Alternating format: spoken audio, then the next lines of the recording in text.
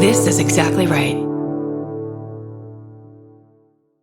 We know so much more about our skin than we used to. And we know how important it is to take care of it with CeraVe. CeraVe facial cleansers don't strip the skin. They strengthen the skin barrier from day one. I've always used CeraVe. They have little samples at my dermatologist as I'm leaving, and they don't do that with just anything. CeraVe is the #1 dermatologist recommended cleanser brand and offers a range of facial cleansers for all skin types. Find yours. Goodbye. The Hulu original series Furious is now streaming on Hulu and Hulu on Disney+.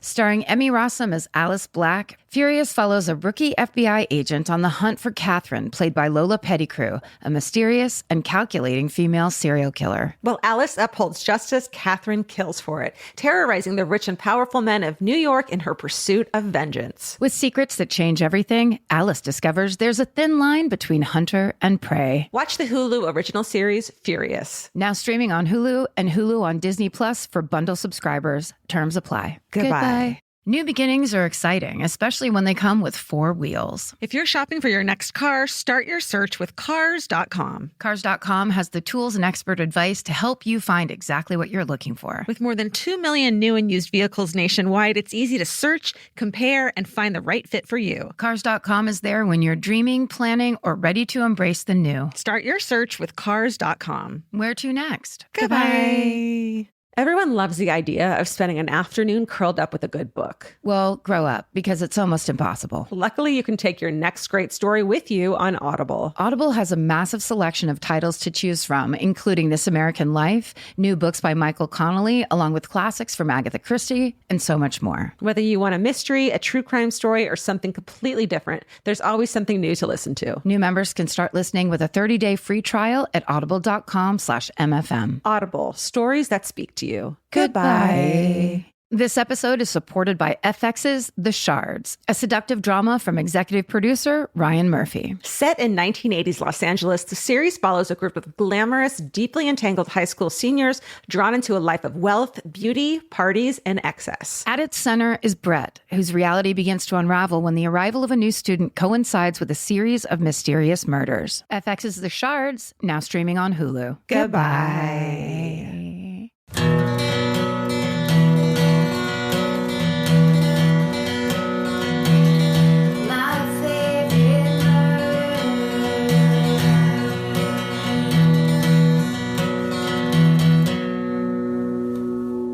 Hello. And welcome To My Favorite Murder. That's Georgia Hardstark. That's Karen Kilgariff. I can do puppetry. Oh, wait, what's happening?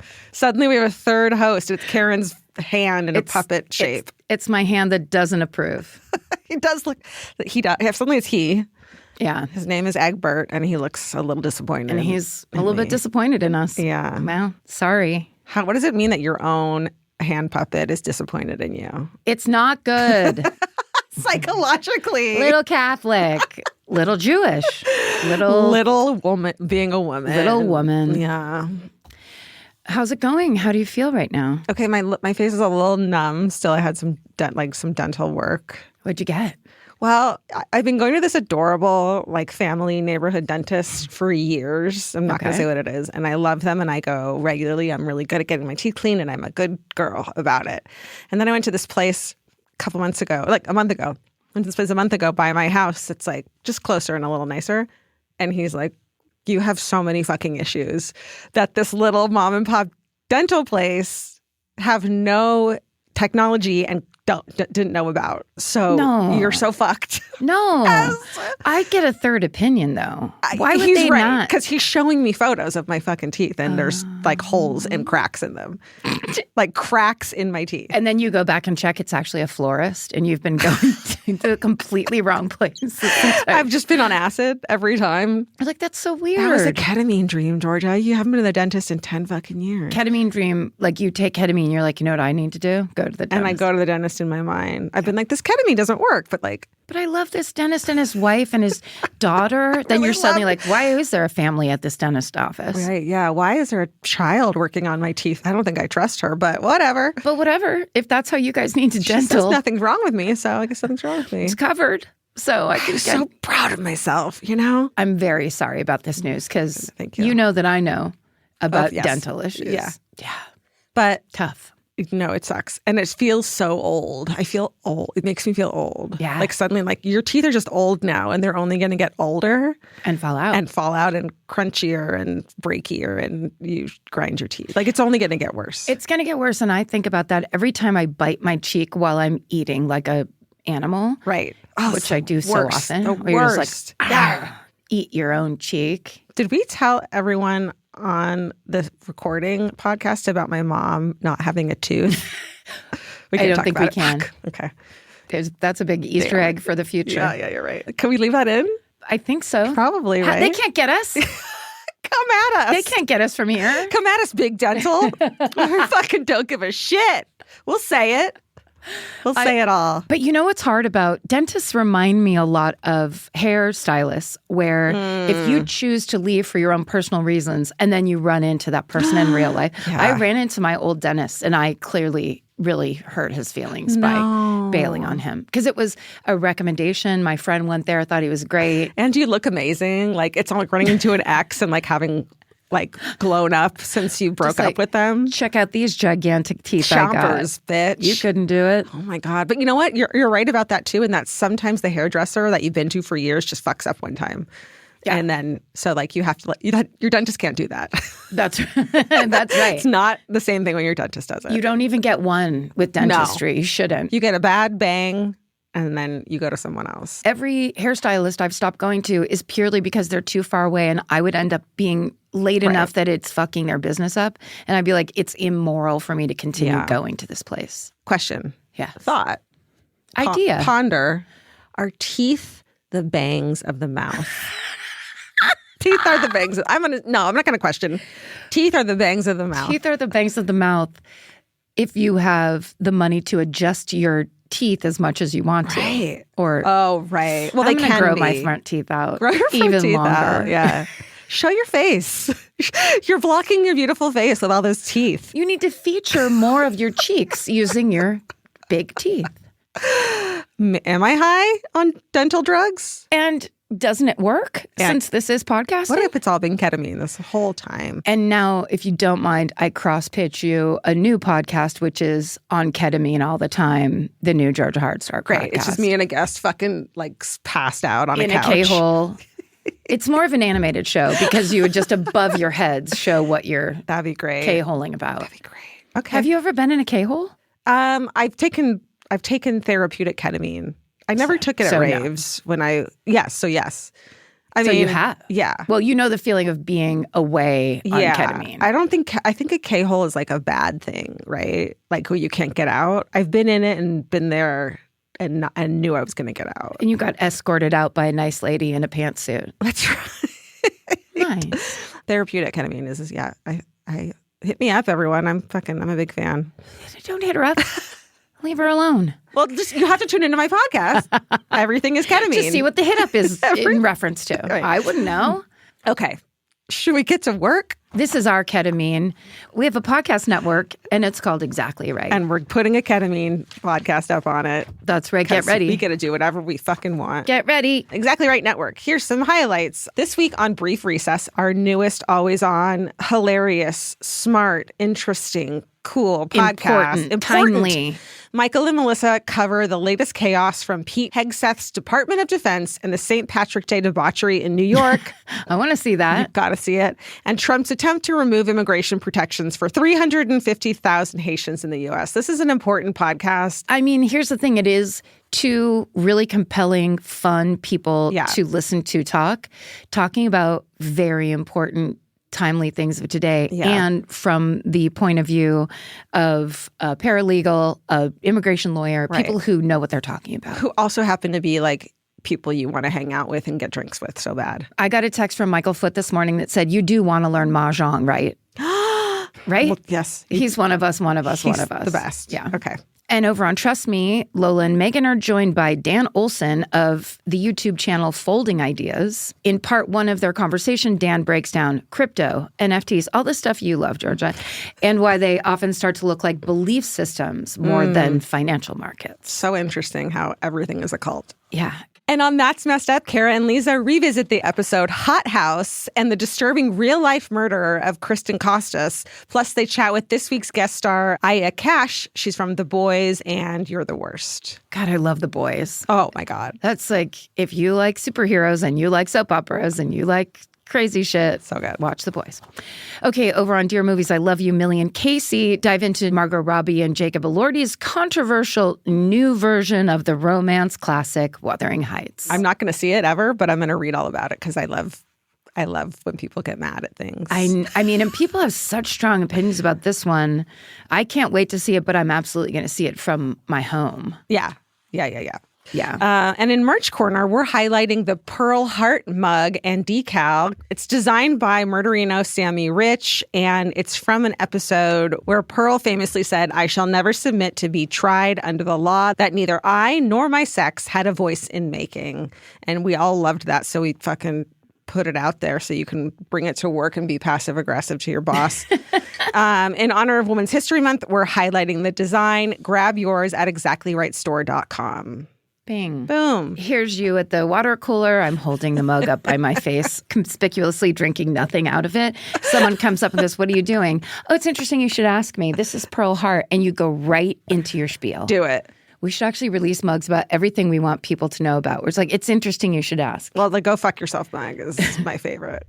Finally, stay tuned after this episode because there will be a brand new installation of Honking Hoorays featuring the real life driving of Miss Georgia Hart. I remember what happened when we were in the car, and I think I scared you a couple times. You are a Los Angeles native, clearly. Yeah.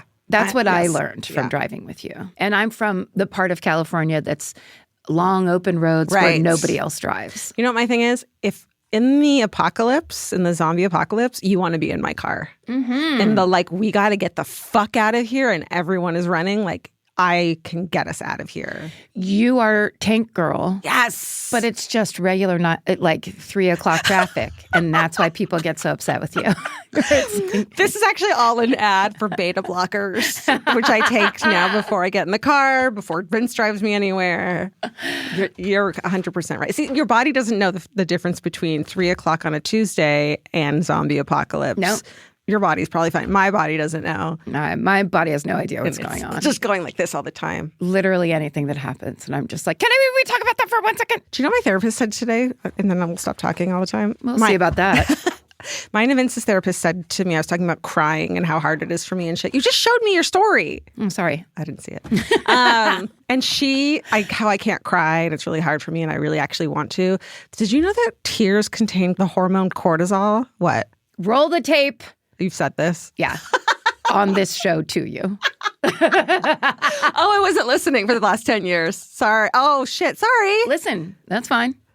And that's why you're so tired and feel good afterwards? Yes. So I have so much cortisol in my body because I have I'm like that cartoon where they have the water up to their eyeballs. Yes. And it's so interesting because most women especially judge themselves for crying. And now 100%. You're judging yourself for not crying. Right. Yes, it should be but you'd never judge yourself for not yawning or yawning. Wow. And that is really the truth of it because every time you've seen me cry and we've all heard me cry on this podcast, I didn't know it was coming. It's just that kind of thing. It's well, this has to get out right now. I want that. Yeah, you can have it. It's just you have to stop thinking about it and just let it happen. Yeah. But the first time you might want to be at home for it if more happens than just crying. That's what happened. And Bones and I were both we should talk about this because it was what's happening? It's hard. Doing good. If you weren't allowed to have feelings, then it's hard to have feelings. Thank you. That's so true. You're welcome. What if from now on I just don't stop crying because you told me I could gave me the permission? Sorry, they're perfect. I mean, these are the clothes. It is weird to sit across from you now in my career, in my adult career, and look at you wearing the clothes that I watch people wear in high school. Yeah. Your newest era of kind of mid-'80s clothes. Mm-hmm. It's just is it picture day? What did I forget? That's what it brings up in me all the time. I want to look like Justine Bateman became your first grade teacher. You know? It's getting there. We know so much more about our skin than we used to. 10 years ago, no one in America knew what a skin barrier was. It's time to take care of your skin with CeraVe. CeraVe facial cleansers don't strip the skin. They strengthen the skin barrier from day one. Formulated with 3 essential ceramides, hyaluronic acid, and niacinamide to provide long-lasting hydration and 12-hour oil control. I've been using CeraVe for over a decade, I would think. And now it's getting super trendy. And I don't know why, it just makes me proud that something I've used for so long is cool on socials now. But it really does work. And that's why it's been around so long. No matter your skin type or concern, CeraVe has facial cleansers perfect for you and your skin barrier. CeraVe is the #1 dermatologist recommended cleanser brand and offers a range of facial cleansers for all skin types. Find yours. Goodbye. Summer means a whole new world for your feet. They're walking more, sweating more, and going barefoot all day long. For summer feet that need real comfort, there's Bombas. Bombas has a whole line of sport-specific socks for golf, yoga, the gym, and every kind of runner. They also make soft, supportive compression socks that are especially great for summer travel. Bombas sandals and slides are made from super lightweight, cushy, waterproof EVA foam, so they feel incredibly comfortable. And the best part? For every item you buy, Bombas donates an essential clothing item to someone facing housing insecurity, with over 200 million donations and counting. I wore my Bombas compression socks on the plane ride to and from Italy. And listen, I'm a girl of a certain age at this point. It needs to be done. And I felt so comfy and so secure with my cute little Bombas socks. So head over to bombas.com/MFM and use code MFM for 20% off your first purchase. That's BOMBAS.com/MFM, code MFM at checkout. Goodbye. This podcast is brought to you by Squarespace. Every successful small business starts with someone saying, I wonder if people would actually buy this. Squarespace gives you everything you need to find out. From consultations to events and experiences, you can showcase your skills with a customizable website designed to attract clients and grow your business. With Squarespace's collection of cutting-edge design tools, anyone can build a beautiful, professional online presence that perfectly fits their brand or business. Get paid on time with professional invoices and online payments. Plus, streamline your workflow with built-in appointment scheduling and email marketing tools. Head to squarespace.com/murder for a free trial. And when you're ready to launch, use offer code MURDER to save 10% off your first purchase of a website or domain. Goodbye. The right piece of furniture can completely change your room. And your life. It's amazing what one good couch can do for morale. And that's why there's Article. Article makes it effortless to create a stylish, long-lasting home at an unbeatable price. They take great care in curating their collection, focusing on pieces that stand the test of time. There's no filler. Every item is chosen for its craftsmanship, design, and lasting value. And with Article's 30-day satisfaction guarantee, you can shop with confidence, knowing that if you're not completely in love with your new furniture, you can easily return it. I recently needed to replace my old outdoor dining room table and chairs, so of course I went straight to Article. They have the Sarik outdoor dining set. I got it in khaki green. It's such a cute, minty green. It looks so good in my backyard. I can't wait to have alfresco dinners all summer. We can carve pumpkins on it in fall. It's so beautiful. Article knocked it out of the park once again. Article's offering our listeners $50 off your first purchase of $100 or more. To claim, visit article.com/murder, and the discount will be automatically applied at checkout. That's article.com/murder for $50 off your first purchase of $100 or more. Goodbye. Buying clothes is easy. That's why everyone's always doing it. But finding clothes you actually want to wear is the hard part. Get all your favorite elevated essentials at Quince. Quince specializes in effortless, high-quality essentials like ultra-soft organic cotton and premium Mongolian cashmere sweaters. They're beautifully tailored and built to last. And it's not just apparel. Quince also brings that same everyday elevation to everything they offer, from hotel-quality bedding and bath to kitchen staples, essentials, and thoughtfully designed furniture. They work directly with ethical factories, so you're paying for quality, not brand markup. It's so true that they have wonderful items that aren't just clothes. I have 3 of their 100% mulberry silk pillowcases. I've bought throws from there. I've bought bedding from there. And it is just as great quality as their clothes and super affordable. Upgrade your everyday. Download the Quince app for app-exclusive offers or go to quince.com/MFM.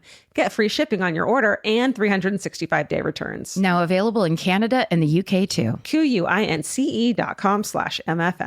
Goodbye. Okay, this is a story I am surprised you haven't covered because it's got a lot of Karen, in the pinball machine. Bing, bing, bing, bing, bing. Yeah. Got a lot of those for you. Bells and buzzers and whistles. It takes place in Italy. Oh. It's a disaster story. Oh, yep. Okay, it takes place in Italy. It's a disaster story. There are amazing survivor. Does it involve Mount Etna? No. Pompeii? No. Okay. Oh, if I did Pompeii. We do Pompeii as a crime. No. It's not funny. We're getting here. It's never funny. It's Friday the 13th in January of 2012, so not Pompeii. Okay. And we're just off the western coast of Italy. Oh, God. So now I'm going to have to say these names and places. Just north of Civitavecchia. Civitavecchia. Well, hold on. We've got Liana Squilacci Liana Squilacci here in the booth. So let's hear the correct pronunciation if she has it. Civitavecchia. Civitavecchia. Like, Nice. I wouldn't have gotten that. Thank you, Liana. Leave in all of these. How did you pronounce it? Civita. It could also be vecchia. Okay. Well, I'm not going to ever say it again. The busy cruise port that serves Rome. Oh. Rome. We're on a luxurious cruise ship with about 4,200 people on board. And what's about to happen is going to be one of the worst maritime disasters in recent history, which led to the tragic death of 32 people. Tell them what you just did with your hands for the... I was turning both hands to the side to somehow non-verbally express to Georgia, is this that one about the big cruise ship that basically sinks? That is right. This is the story of the ill-fated final journey of the Costa Concordia. Wow. And the main sources for the story is a Vanity Fair article by Brian Burrow and Josephine McKenna, which is really in-depth. And then a 2-episode Discovery special called Costa Concordia, Why She Sank. Vince and I watched it this week. It was one of those ones where, like, sometimes I'm like, hey, I have to watch this documentary for the show. Do you want me to wait for you or not? And if it's like a horrible murder, he's like, why don't you go ahead? You go ahead. But this one, he was like, yeah, I watched that. So we watched it. It's good. It's not as complete as you'd want, but it's good. I'm surprised there isn't a new one that's like a bigger story about it, because it's just... I didn't know anything about that. I didn't know people died. I feel like I don't know anything about it either, except for the final visual, which was this gigantic cruise ship, like in a bay, essentially, right? Yeah. Yeah. It's basically a fucking enormous, like, luxury cruise ship on its fucking side where it's not supposed to be. In the foreground, there's a lighthouse to give you perspective of how gigantic this ship is. I read that it was like if you were next to a 17-story building, that's how tall it was. That's what gets me nauseous. How many stories? Yeah, okay. Too big. The rest of the sources can be found in the show notes. That's right. The Concordia belongs to the Italian cruise line Costa, so Costa Concordia, which is a subsidiary of Carnival Cruises, whose headquarters are in Miami. It was like a lot of the Succession in the beginning of the TV show Succession, when there was like a whole cruise ship thing, was like, oh, like someone high up owns this shit. Oh, okay. The Concordia has been in circulation since 2005, when its construction was completed in Genoa, and the ship cost $400 million to build, which in today's money... 600 million? 629 million. 582... 612 million. 612 million. That's what I would do if I were ever on fucking Wheel, or what's the one called? Price is Right. Oh, Price is Right. I would say a weird, because I can't do numbers. Like, yes. I'd say that in front of fucking... my mouth would say whatever my brain served up. 612 million. 612 million. 666, basically. Ooh, yeah, bad. So, $666 million. That's how much today it would cost. Shit. Inflation. Okay. And of course, the devil, so it costs your soul. That went away a long time ago. Oh, the devil? My soul. You should have told me. Okay, on its maiden voyage, the champagne bottle, speaking of superstitions and bad things, that had been smashed against its hull had failed to break, which is considered a bad omen, but it's like, shut the fuck up. At the time, no, sorry. Among boat people. Right, exactly. Yes. At the time, which, what are you going to do? Like, oh, guess this one's out of commission. It's nothing. Yeah, turn the whole $666 million project in because this bottle didn't break. Exactly. Mm-hmm. I'm sure they haven't broken before. I think what did damn it more than anything else, and they got to stop doing this, is they called it unsinkable. You got to stop fucking calling things unsinkable. It doesn't work. This is not a manifestation situation. Just do your best it's and great. do some cruises. Yeah, it's great. Where's the humility? Truly. Because that's what they said about the fucking Titanic. That's right. Shut up. Like, you didn't learn your lesson? Okay. Why am I mad at these people? At the time... It's not the same company. Right. At the time, it had been Italy's largest cruise ship and one of the largest cruise ships, period, ever. And in the years since, cruise ships have only gotten bigger and bigger, which is bananas. Yeah. In 2012, when our story takes place, the ship is only 7 years old, and there are still just a few ships with significantly higher passenger capacities than the Concordia. Today, some of the largest cruise ships have passenger capacities of 7,600 people and carry around 10,000 people total, including the crew. That's a small town. That's a small town. On this night, so it's nighttime, it's January, it's a little chilly. Most of the ship's passengers are just beginning their trip. They just boarded at Civitavecchia. Liana? She's probably working. Civitavecchia. Civitavecchia. They boarded at Civitavecchia.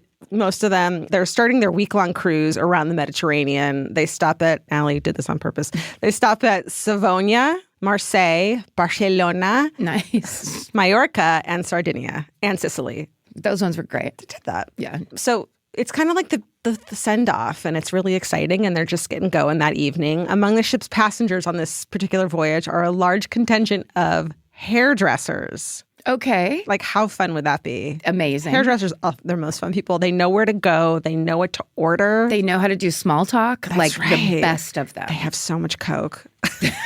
I'm just sorry. No. This is weird. This is a hairdresser episode. So the reason there are a bunch of hairdressers there are they're competing on an Italian reality TV show, which is shooting on the cruise. So there's just like a big amount of fucking... Throw to the clip. I want to see that show. Oh, no, God. It didn't go great. Oh, okay. Then there are lots of vacationers, of course, mostly European and particularly Italian, but there are also about 100 Americans. The Concordia has 1,500 cabins, 6 restaurants, 13 bars, 4 swimming pools, a casino, and a disco. So think of the resort we just went to in the Bahamas, Baha Mar, but on a fucking 17-story ship. I'd do it. In the middle of the ocean. Hell yes. We could have been on a ship while we were there and not known it because it was just condensed. We never left. Yeah. We were all walking around. Like the one day I went and I got to get a massage at the spa. Yeah. Trying to find my way back I know. was wild, but it all was like the same. Yeah. And I was like, this is so weird because I know this isn't that big, but I cannot find the front of this building. Yeah. Anyway. But then also, hey, you're in the middle of the fucking ocean. Yeah. That part I don't like. No. And yeah. And that's, you learn about that by the ground becoming completely sideways, as we know. Right. So, right. Yeah. And your parents are big cruise heads. My parents were the people in the late 50s, early 60s who were like, I don't have a career. I'm going to go work on the ships. So my mom That's so cool. got her nursing license and then went and worked on the ships. And my dad was a purser because he was driving chicken delivery trucks. That's so cool. Like that, I would get a job on a cruise. Right. Like in this documentary, they interview this woman who is a dancer in the like shows on the cruise. Yes. And it's like, what an amazing career. What an amazing time in your life. If you're in your 20s, 30s, 40s, and you're just like, it's like being a flight attendant almost, where you just like get to satisfy this need that you want to be places and to be around people. I mean, it just seems cool. You can meet all different kinds of people.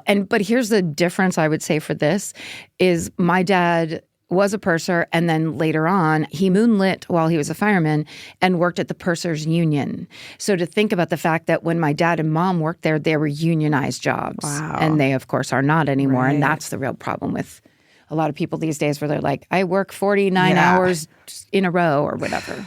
The centerpiece of the ship is a 9-story atrium, that looks like the Emerald City. What's that hotel downtown? The Bonaventure? Bonaventure Hotel that's got like indoor elevators that like look down on this atrium. It's like that, but it's fucking emerald green, like it's the Wizard of Oz. Can you see it? Oh, shit. I don't think I can show you. Show me something green. What's that thing? That's a green. Here's something green. Oh, an emergency sign. Yeah. Don't have it, but that's okay. No problem, no problem. Stop asking me. Okay. There's Muster Station. That's great. Oh, happy family. What is that? Teenage daughter who doesn't want to be there. Yep. Middle child son who's just like... Who's actually really friendly and doing a lot of karaoke. Okay. Youngest daughter who has not gotten out of the pool for 5 days straight. Oh, my God. What a dream. Some people think it's a little tacky, though, but it's, got that old Vegas kind of, it's a cruise ship. Yeah, no one's there to be chic and fashion week. Right. It's not the idea. This isn't Viking cruises? This isn't a Viking cruise. River cruise. Hey, Viking river cruise. Hey, Viking river cruise. I've always wanted to go to Egypt. Can we please get on the river? We would like to see the Nile. Okay, at the helm of the Concordia is a captain named Francesco Schiattino. And if you remember the story at all, you know that he's going to make a lot of mistakes tonight. Yeah, it's tough. Schiattino is 51 years old, very tan. He unbuttons his thing, He's the rare pale Italian man who works on a boat. Right. Somehow he's been wearing 75 sunblock and he's just real pale. He's very experienced, but he's known for being outgoing and exuberant. And it's kind of, there's like a showmanship to being a captain that you have to, for a ship this size, they come out the first night and everyone applauds you and they do a whole thing. It's like a big deal to be the captain of this ship. And almost, I can show you a photo of him that I can't show you on the screen, but you can look at it on our Instagram of what he looks like. And I just think it's important to tell you. Come on. Richard Gere, Italian style. Here's the thing. I think that Italian men automatically unbutton to the third button. Yeah. And if they try to keep it at the second button, it just pops off and it goes straight to the third button. They don't make them. He's the captain of a ship. And he looks like he just got up from a beach chair. His chest hair showing. What, did you need a drink or something? What's going on? Yeah. Yeah, there were quite a few attractive, as played by George Clooney in this documentary. Yeah. It's just it's pretty wild. Yeah. Those people. Okay. All right. Stop it. Get serious. Okay. So he's a well-regarded captain. Just north of Civitavecchia is a small channel between. Okay. So basically, they're going out into this channel that sticks out from the Tuscan coast. It goes between the coast and an island called Isola di Giglio. So just basically called Giglio is the island, Giglio. It's a very small little island just off the coast. And it's all male sex workers that live there? Gigolo, yes. So there's a thing called a sail by salute, where you'd fly by. Yeah, it's basically to show off the boat to this small little community on the ocean. It's kind of a regular, non-sanctioned but done thing in the captaining business, just to kind of give everyone a little what's up. Okay. And it's unclear whose idea this originally is, but the captain, Francesco Schiattino, decided he's going to perform a sail by salute of the island of Giglio. It's kind of to show off the ships to the locals, which I think they get a kick out of too, maybe. Maybe the first time. Right. Shut up. They're, oh my God. They're like, we're an island. We see ships all the time. Right. But this is the biggest fucking ship ever. So it's kind of a big deal. They're and the lights are all lit. It's evening. Home built. Right. When the ship is approaching the island to do this little drive-by wave, Schiattino isn't personally at the controls at the moment until the ship gets within about 2 miles of the island. So he had been having dinner near the bridge with a beautiful blonde woman who is not his wife. Listen, sometimes junior captains are attractive women. Okay, she's not his wife. She's not on the manifesto. She's not even she's not supposed to be there. Oh, shit. Bless her heart. She's a dancer. She's 26. He's 51. She's not a passenger and she's not an employee. Yeah, it's his mistress that he brought on for this little part of the trip, it seems like. Okay. Yeah, so most people think it has no bearing on the story at all, and she kind of got tarnished because of it, when really it was just but also he just went to dinner. He was probably drinking too, you would imagine, right? Absolutely. I would think. And also it's Italy. I don't think anyone's surprised by having a mistress. A mistress or drinks at dinner. Yeah, let's not be... Right. So I'm not going to say her name because she has nothing to do with it. Okay. So, and don't say his name because he's just a man. I just start defending him. Francesco. Okay. I love him. Okay. A retired captain from the Costa line, whose name is Mario Palombo, lives on Giglio, and Schettino talks to him briefly on the phone while the ship is en route to perform this. So like, hey, we're going to do it. And Schettino mentions his plan, and he wants to pass within less than a mile of the island. And this Costa line captain, Captain Palombo, he points out that it's winter. There won't be a lot of people to see the ship anyways. It's not tourist season. Like, why don't you, and it's rocky shoreline. It's not necessary. There's not much reward. How about you don't do that? Basically, he just said, say hi and stay away. Yeah. Like, he knew it was a bad idea. Was it the dancer's home island? Like, this is where I'm from, and I'm going to go by and That show would be cute. It's not. I think it was like, I don't understand. It's someone else's. It was not necessary at all in any way. At that moment, when he's like, say hi and get away, the phone goes dead, and it sounds like Schettino was already about a half mile from the island because that was likely the moment that they saw the rocks. The problem is that Schettino had consulted his radar and charts, but at this point he's mostly navigating by sight, and there's a fucking rock near the island. Even I, not an Italian, know that. Who only go on luxurious river cruises know that. He's going about 15 knots, which would be considered very fast for navigating so close to the shore. He sees an outcropping of rocks and orders a turn to avoid them, and then misses a much closer large rock. Basically, there's a scramble, and he yells at the wrong thing, and everyone on board who's driving don't get a clear message of what to do from the captain. Right. And the rock slams into the port left side of the ship.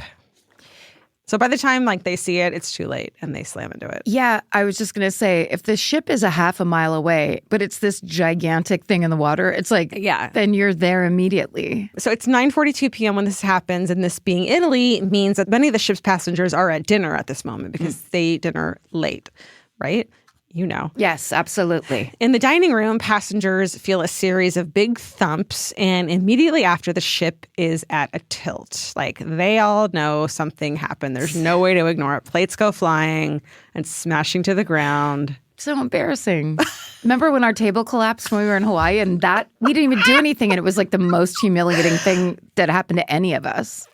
Yeah. And it was only so loud. us. Oh, God, that was so embarrassing. It was such a quiet buffet breakfast. It was just like they had just set up extra tables because they knew like there was a lot of buffet brunch people, and ours was just like a fucking like conference room table, and someone kicked the thing that held everything together, and it but just collapsed. barely. It kind of just went.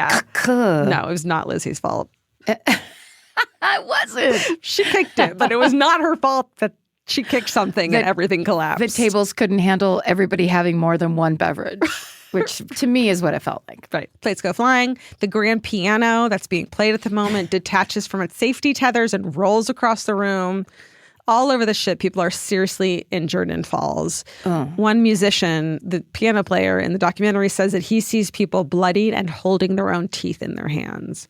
So it happened quickly. Yes, exactly. Shit. And so there's, differing levels of people getting hurt, and it doesn't seem like anyone lost their life or anything yet. Okay. Amelia Bland is a 21-year-old British student, and she's on board visiting her boyfriend, who's one of the ship's engineers. But she has her own cabin, and at the moment they are in the cabin watching a movie when they hear this huge and feel this huge hit. And it's so hard that the TV falls off the wall. So they got in the hallway and start climbing towards some of the higher decks when the ship loses power.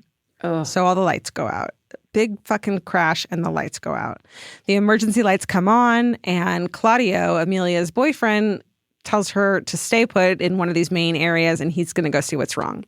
So the announcement starts playing, saying that the ship is experiencing an electrical problem. And it's really weird because it's 2012, so only a few people have video of this. Like nowadays, you'd get every fucking angle, right? Yes. But 2012, there's like just a few clips that they play over and over again, which is, I think, so interesting. Yeah, because only a couple of people were kind of there and ready. Right, and like had that capability on their phones. They says there's an electrical problem. Everyone should remain calm. And everything will be fine shortly. Just don't freak out. At one point, another announcement encourages guests to return to their cabins.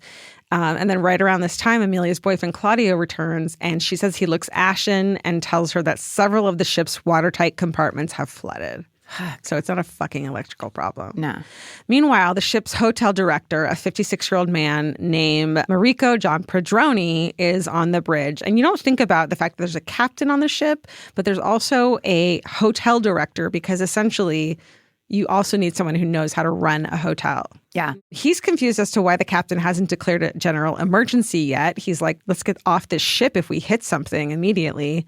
But Captain Schettino, he does contact Costa's operations center and tells them that the ship has had 2 watertight compartments flooded, but the actual number is between 3 and 5 by now. The whole time he downplays and doesn't react fast enough, and really it seems like that's what causes loss of life, in my opinion. That's tough. It's so embarrassing.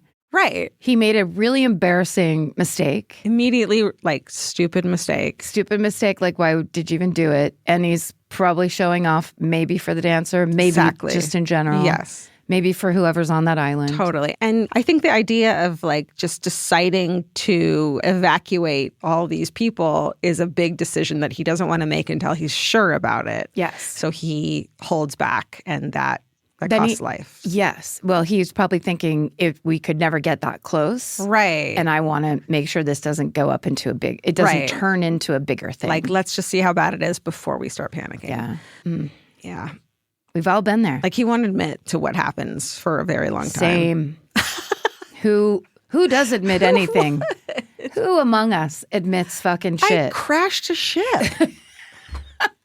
Good luck. See, it's not that hard. It's not my fault. I crashed a ship. Right. It's not that hard. So the ship can possibly stay afloat with 2 compartments flooded. You've seen this from Titanic, where like the bottom thingies, but not with any more than that. And he does not call the Coast Guard.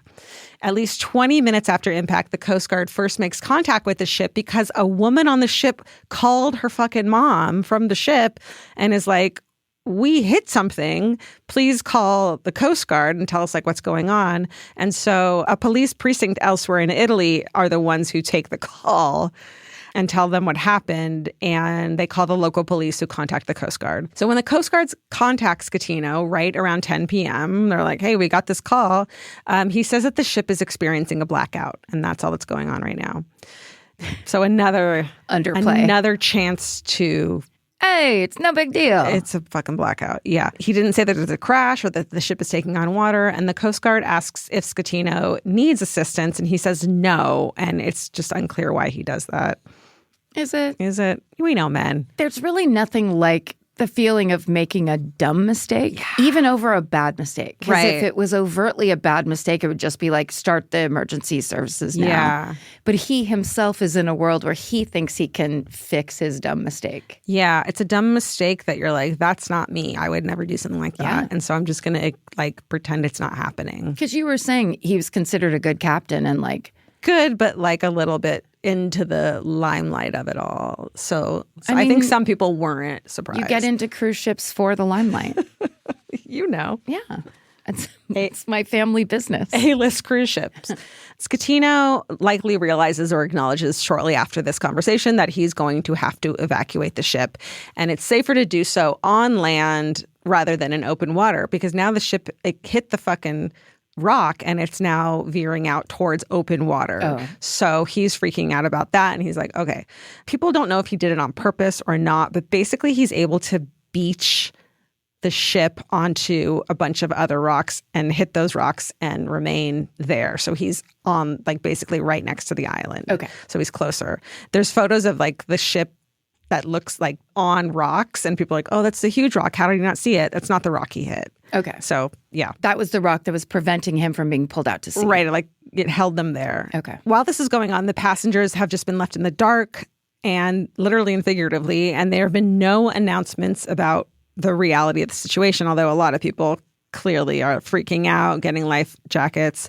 The Coast Guard gets in contact another time asking for an update, and this time the Concordia's crew admit that the ship is taking on water.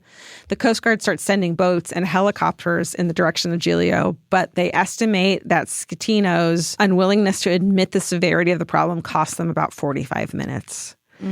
It's only about 10:40, a full hour after the impact, that Captain Scatino declares a general emergency. Most experts and even non-experts who just know a thing or two about ships agree that this should have been done immediately after impact. Yeah. But it just sorry, because I am an expert in Italian men. Sure. It makes me think of this driver we had one time when me and Adrian and Janet were in Italy.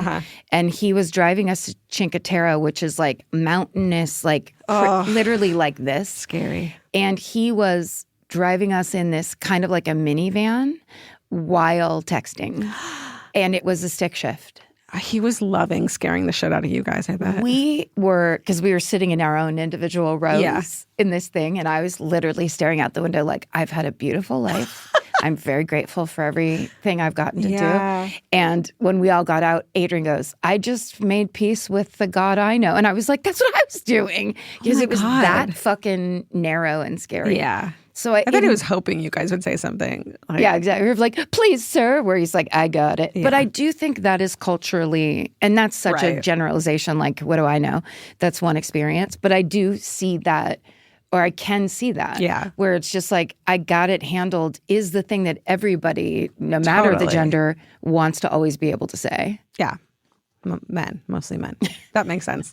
Okay, so on the island of Giglio, a hotel manager who's also the island's deputy mayor, which is like, I fucking need to go there and live there immediately. For real. Named Mario Pellegrini, hears that there's a ship in trouble in the channel on the other side of the island. And so he hops in his car and starts calling other members of the island's local council. They're like, something's going on. The ship that tried to wave at us is now like, up on the rock. Up on us, yeah. As he makes his way around the mountain in the middle of the island, and it's night, of course, he gets a clear view into the harbor and sees the massive fucking cruise ship, like, beached on rocks off the shore. So big. And he was like, that's not what I was expecting. I mean, the ship's like the size of the island, essentially. Yeah. Remember when I talked about the Titanic, I think, and I said that there were 500 life rafts instead of 50 or whatever, it was just some like typo. Well, the life rafts will come into play as well. So put those in your mind. Don't let it go. Here we go. Moving on. And then the other thing that happened is when they run aground purposely, supposedly on those rocks, they drop the anchors. So they'll stay there, and the crew improperly dropped the anchors, letting out way too much chain. And that's why it started to list to one side, because they just cut open the side. And so it did that. So I think that it seems to me totally unprofessional that like the crew didn't know what the fuck was going on either, because the captain wasn't telling them what to do and what was happening, and everyone kind of panicked and made mistakes. We must communicate. Yes. That's all there is to it. Right. Trickle down stupidity. Like, that's just the thing. So had they created the right amount of tension, they likely would have been able to keep the boat more upright. And the boat turning on its side is really where the problems arise. And so what happens is that the starboard side of the ship starts tilting down at a severe angle. And very quickly, the lowest level of the lifeboats are submerged into the water, rendering them unusable. And at the same time, all of the lifeboats on the port side of the ship, the side that's up in the air, are also extremely difficult to launch into the water. Because so the ship's on its side now, the boats are here. Normally the lifeboats would come out and down. But if they're on its side, there's no coming out. Yeah. You know what I'm saying? Yeah. And so people are fighting each other to get on these lifeboats. I mean, just you see humanity and it's ugly. Yeah. People are pushing and shoving to get each other out of the way, trying to get on the few lifeboats that are launching. And the crew members who are launching the lifeboats seem to be doing so without any guidance from the chain of command. People are just kind of doing their own thing. Like a free-for-all. Yeah. Also, because this had been the first night of the voyage, the passengers had not yet had their mandatory safety training. Because I guess the next day they're like, everyone has to sit down and fucking watch this video. It's like when you're on a plane and they do the video, and nobody pays attention to it. Right. Right? Yeah. So they hadn't done that yet. So and there's a reason they do it first. Right. I thought you were going to say no one had sat down and eaten dinner. And I was just like, that's so everyone was hungry. Everyone's in a bad mood. They're hangry. So it's mayhem. This is actually the orderly, better stage of the evacuation, because the Concordia is so close to the port that the lifeboats are able to shuttle people back and forth. Like, it is very close. People start jumping into the water and swimming to the island. Do they make it? A lot of people make it. It's like there was the story of like a 70-something-year-old woman who used to be a swimmer who made it, and it made me go like, you got to get your ass in fucking shape. Yes. Like, if I jumped out of this right now and swam, would I make it? I don't think so, honestly. Like, and I feel young. Yes. I should be able to make it. So it's kind of has like invigorated me to be like, take care of yourself. To be an ocean swimmer?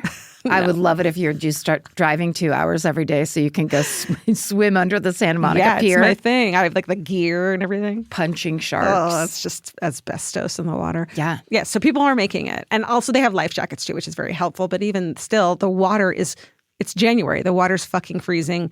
It's like a 40 minutes tops that you have available in the water before hypothermia sets in. Yeah. So it's not a great option. And if you're jumping from one of the higher levels, remember 17 stories high, like you can't. That thing was huge. Right. You can't jump off and swim unless you're close to the water and close to the island and swimmer and all these things. And the idea that people are just making independent decisions for themselves is a real sign of the chaos. Right. A 70-year-old lady went over and was like, you know what, fuck this, I'm going. Like most people will be like, I'm going to wait and see what the captain says because they're obviously going to tell us what to do. And I don't want to be dramatic and jump into the water. And women never want to be dramatic and overreact, but like. It's just like, get your blade hands ready. Totally. I am a strong backstroke swimmer. Oh, yeah. So that just jump in backwards. You'll be fine. Crab walk out of there. So the water's about 51 degrees Fahrenheit. And so hypothermia, that's how some of the people die.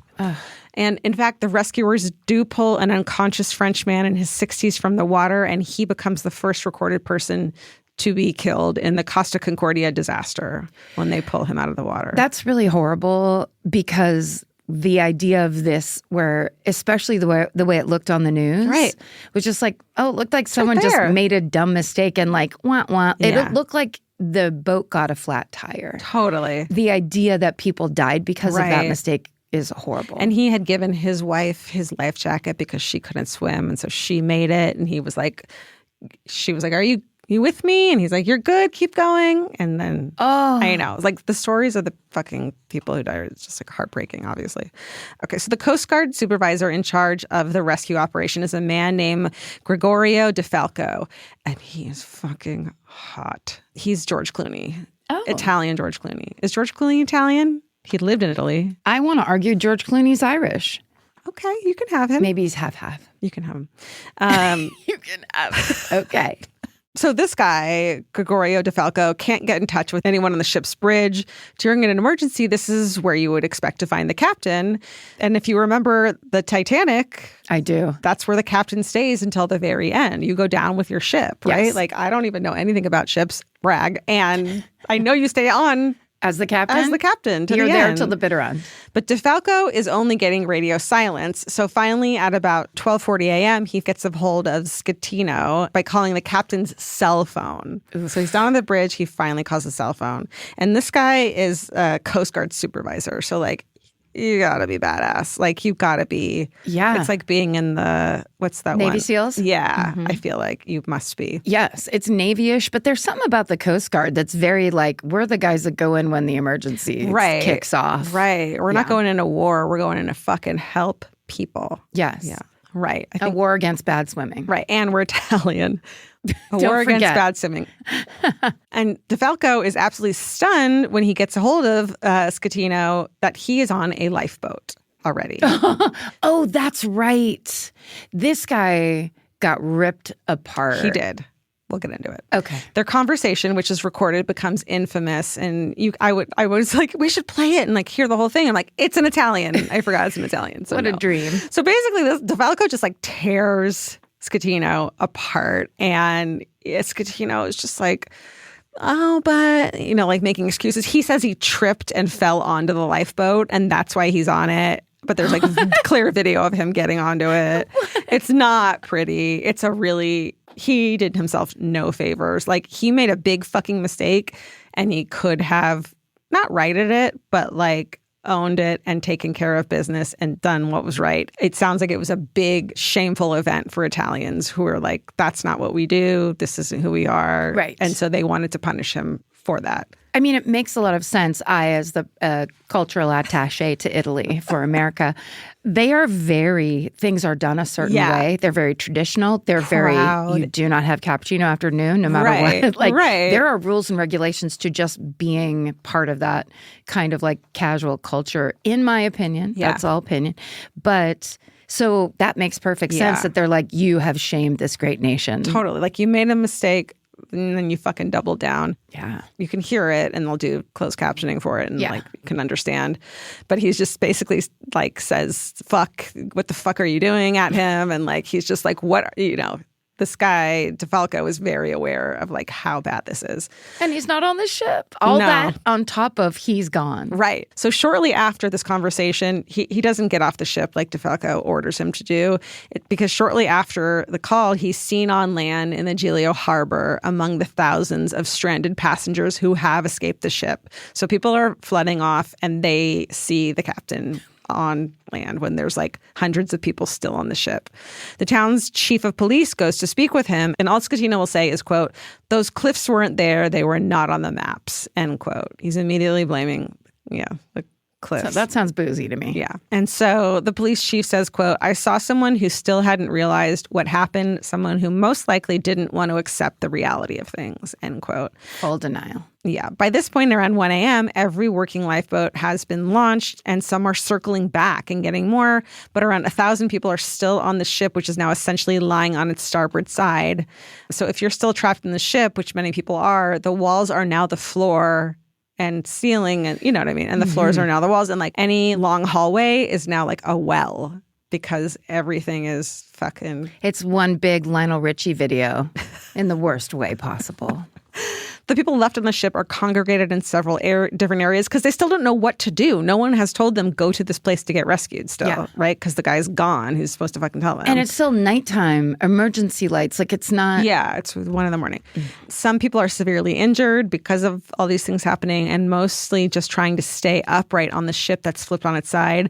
Eventually, a crew member finds a long rope ladder, and it's dangled along the port side of the ship, now facing up at the sky. They basically have to scale down the side of the ship into the water to get like a rope to a boat, like to get rescued. Yeah, so the ship's on its side, and you can see there's like a night vision from the because there's like helicopters and shit. You can see like just a line of like ants. It looks like trailing down the side of this enormous ship, and there's children, and elderly people. And, I mean, and also it's like, so it's a rope ladder, but you have to have the physical strength. Exactly. Could you do it right now? I think I could do that. I could do that, but not the swim portion of the triathlon. Couldn't do both. No. But also I would be afraid halfway down when I'm like really at the dangliest part, my arms are like, we're not doing this anymore. You know what I mean? Yeah. It's not like I do a adrenaline. She's a real friend. Good one. Let's get her going more often. Get that cortisone and adrenaline going every morning. That's all we can do. People have to drop into the rescue boats. Mario Pellegrini, the Giglio deputy mayor, and a crew member named Simone Canessa coordinate this rope ladder rescue and eventually go into the hallways to help get more people out. So even though the captain's doing absolutely nothing, there are people on board that work there and don't work there that are being heroes. Amazing. Yeah. They find an aluminum ladder, and then they use that to get people up and out of the hallways to the balcony so that they can get out of the ship as well on the rope ladder and climb down. But some people are still trapped in the less accessible areas awaiting rescuers.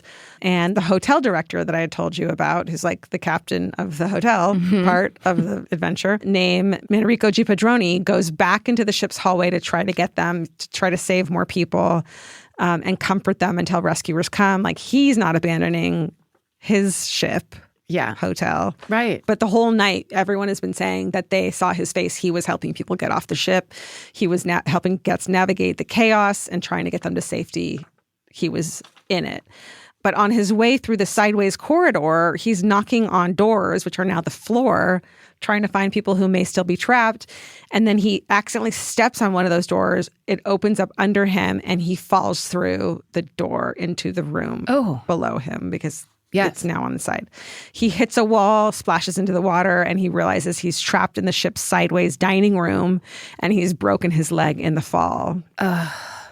And it's filling with water, with freezing fucking water. Actively. Yeah.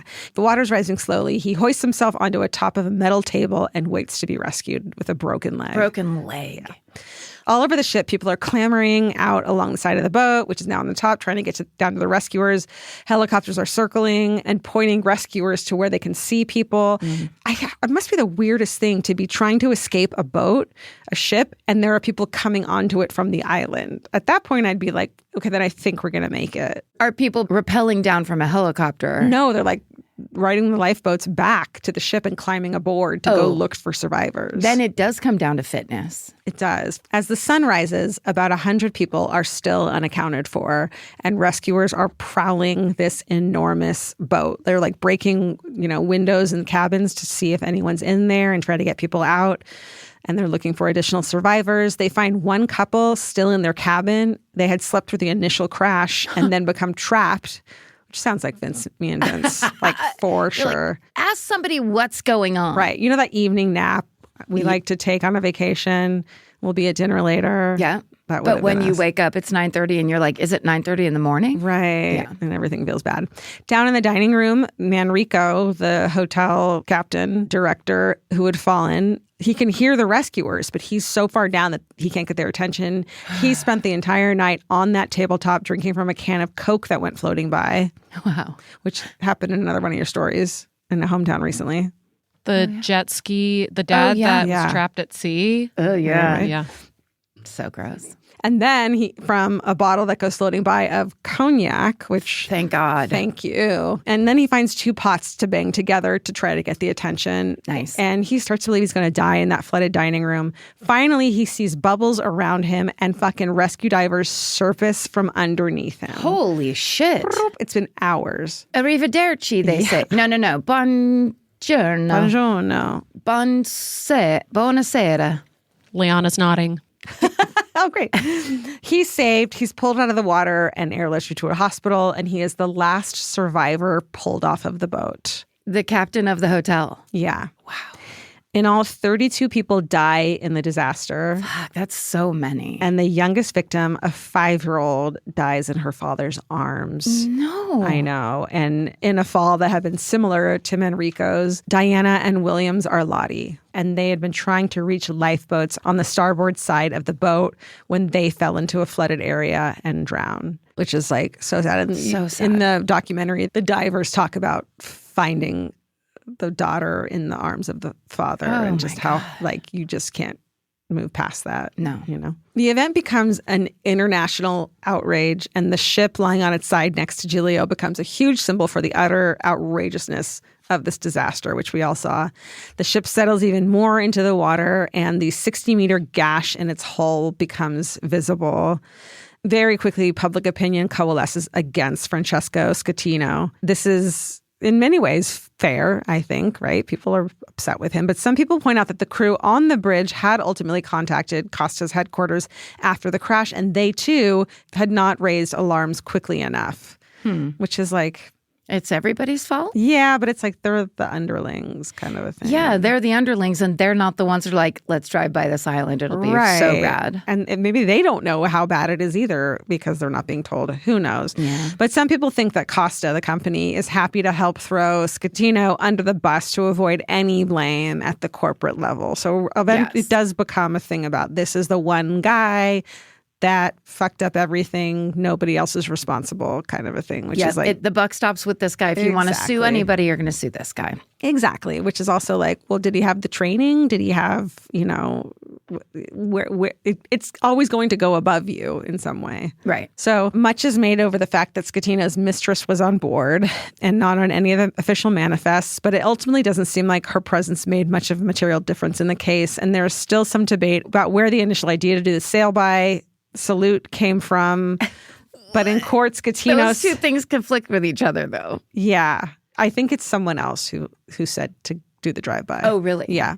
And it's just being lumped all together. Yeah, and they're like details. And then like Italian tabloid magazines, like they fucking love this cute blonde girl dancer who was the mistress. Okay. Even though she had nothing to do with it. So certainly the choice to do the salute and its deeply flawed execution were ultimately Schettino's responsibility. To this day, as cruise ships swell in size, the Costa Concordia is our only real example of a full evacuation at sea, albeit very close to land. And it didn't go particularly well. So it's a big media moment. The Concordia lies on its side next to Giglio for a full year and a half while a delicate salvage effort takes place. It takes that long to figure out how to right the ship and tow it away without causing an environmental catastrophe by spilling all the fuel on board. Yeah. So it just sits there. I mean, what a sight for those people on that island, right? Yeah. An island and an area that's 100% tourist. Right. Like, it's all for and about the tourism and the money you make with tourism. And so quiet otherwise. Yeah. It's finally refloated and brought to Genoa in September of 2013. It's just like weird moment. The whole effort cost $799 million to get it the fuck out of there, twice as much as the ship had cost to build in the first place. Jesus. Schettino is ultimately charged with manslaughter, causing a shipwreck, and abandoning the scene of an accident, and his case goes to trial in 2015. He's found guilty and is currently serving a 16-year sentence. Wow. He's the only person to serve a prison sentence for this. Manrico, the hotel director, who had tried all night to save people before falling into a flooded dining room, is among 4 other Costa employees who are also charged for not doing enough to prevent the disaster. It doesn't sit well. No. Right? He takes a plea bargain and does not serve time. And he says, quote, "My conscience is clear." And he's in this documentary and he's like, I did everything I could. And there were survivors, passengers who were like, he was the person who saved me. Was doing something. Exactly. Someday he's going to be redeemed, it feels like. But until then, that is the story of the Costa Concordia disaster. Wow. Truly, I remember watching that on the news. I remember seeing it and having it be a thing that just kept coming back because it was just the ship sitting there and all those. I mean, what a sight, yeah. But for 1 second, can we just talk about the fact that captain got off the ship? He refused to get back on. Women and children last. Yeah. And then stood around in the harbor watching. Yeah. To me, that's not telling me that that's a person that got off and was going to run away. But he also grabbed some his bag, stuff, what you're just not supposed to do when you're abandoning a ship, Yeah, abandon's not supposed to come into your vocabulary when you're the captain. Right. Wow. Whew. What a story. Yeah, big one. That was good. Thank you. Yeah, that was entertaining. We know so much more about our skin than we used to. 10 years ago, no one in America knew what a skin barrier was. It's time to take care of your skin with CeraVe. CeraVe facial cleansers don't strip the skin. They strengthen the skin barrier from day one. Formulated with 3 essential ceramides, hyaluronic acid, and niacinamide to provide long-lasting hydration and 12-hour oil control. I've been using CeraVe for over a decade, I would think. And now it's getting super trendy. And I don't know why, it just makes me proud that something I've used for so long is cool on socials now. But it really does work. And that's why it's been around so long. No matter your skin type or concern, CeraVe has facial cleansers perfect for you and your skin barrier. CeraVe is the #1 dermatologist recommended cleanser brand and offers a range of facial cleansers for all skin types. Find yours. Goodbye. Get into the Hyundai Getaway sales event and get away with a deal so right, it almost feels wrong. Right now, you can get great deals on Hyundai's most popular models, from hybrids to EVs and more. Score on the adventure-ready SUVs like the Hyundai Kona, Tucson, Santa Fe, or Palisade, or the bold and tech-inspired Elantra. And the most advanced and capable Sonata or Sonata Hybrid yet. Or go all-electric with the Ioniq 5 or Ioniq 9. But getting away with a great deal is just the beginning, because every new Hyundai is backed by America's best warranty. Which means you can shop with confidence and drive with unrivaled peace of mind. So get down to your local Hyundai dealer and get away with a deal you'll truly love, but don't wait. The Hyundai Getaway sales event won't be around for long. Visit HyundaiUSA.com now for details. Goodbye. This episode is supported by FX's The Shards, a seductive drama from executive producer Ryan Murphy. Set in 1980s Los Angeles, the series follows a group of glamorous, deeply entangled high school seniors drawn into a life of wealth, beauty, parties, and excess. At its center is Brett, whose reality begins to unravel when the arrival of a new student coincides with a series of mysterious murders. FX's The Shards, now streaming on Hulu. Goodbye. Grocery shopping seems like it should take 20 minutes. And then 2 hours later, you're standing at the checkout with a frozen pizza and 6 different types of chips. Lucky for you, there's Hungry Root. Hungry Root is like having your own personal shopper and nutritionist all wrapped in one. They'll take care of the weekly grocery shopping and recommend groceries and meals tailored to you. Once you tell them about your goals and preferences, they fill your cart with personalized recommendations. And those recommendations get smarter as Hungry Root learns more about what you did or didn't like. Most of Hungry Root's recipes can be made in just 15 minutes or less. You can't get any easier than one pan shakshuka. I've always said that. Yeah, I love the convenience and also the fact that I don't have to go park anywhere. Thank God Hungry Root's around to help us shop and help us build really healthy and delicious meals. For a limited time, get 40% off your first order, plus get a free item in every box for life. Go to hungryroot.com/MFM and use code MFM. That's hungryroot.com/MFM, code MFM to get 40% off your first box and a free item of your choice for life. Goodbye. Buying clothes is easy. That's why everyone's always doing it. But finding clothes you actually want to wear is the hard part. Get all your favorite elevated essentials at Quince. Quince specializes in effortless, high-quality essentials like ultra-soft organic cotton and premium Mongolian cashmere sweaters. They're beautifully tailored and built to last. And it's not just apparel. Quince also brings that same everyday elevation to everything they offer, from hotel-quality bedding and bath to kitchen staples, essentials, and thoughtfully designed furniture. They work directly with ethical factories, so you're paying for quality, not brand markup. It's so true that they have wonderful items that aren't just clothes. I have like 3 of their 100% mulberry silk pillowcases. I've bought throws from there. I've bought bedding from there. And it is just as great quality as their clothes and super affordable. Upgrade your everyday. Download the Quince app for app-exclusive offers or go to quince.com/MFM. Get free shipping on your order and 365-day returns. Now available in Canada and the UK too. QUINCE.com/MFM. Goodbye. That's a good idea to go back over things that we thought were one way because of the way the news presented them in the 2000s or before. Always. And then the real story is this. Yeah. Are you doing that? Mm-hmm. Right now? Don't take it. It's mine. No, actually, today I'm going to tell you, because it is, just quick reminder, still Women's History Month. I'm going to celebrate it by telling you about this amazing woman who built an empire from almost nothing in an era when both her race and her gender made her success, especially to the level that she got to, a near impossibility. But through sheer grit, community building, and an idea for a hair product that came to her in a dream, she turned a door-to-door beauty company into a national powerhouse. God. This is the story of the trailblazing Black businesswoman who became one of America's first self-made female millionaires, Madam C.J. Walker. Oh my God. I don't know this. You haven't heard of her? I don't think so. Okay. The main source for this story is the research and the writing of Alelia Bundles, who is Madam C.J. Walker's great-great-granddaughter. Wow. So she basically wrote her family story, and the rest of the sources are in our show notes. So Madam C.J. Walker's birth name is Sarah Breedlove, so that's how she starts this story. Okay. And it does start in December of 1867, 2 years after the end of the Civil War. Sarah Breedlove is born on the same cotton plantation in Delta, Louisiana, that her parents, Owen and Minerva, have been enslaved on from a few years earlier. So this is early post-emancipation, and although Owen and Minerva technically are free, they work this exact same fields now as sharecroppers. Right. And so if you're not familiar with the reality of sharecropping, it was a physically brutal and deeply exploitative system explicitly designed to keep Black families trapped in debt and financially dependent on their white landlords. Right. So they could make a little bit of money, but it was not like the normal free trade, right, of being a regular farmer.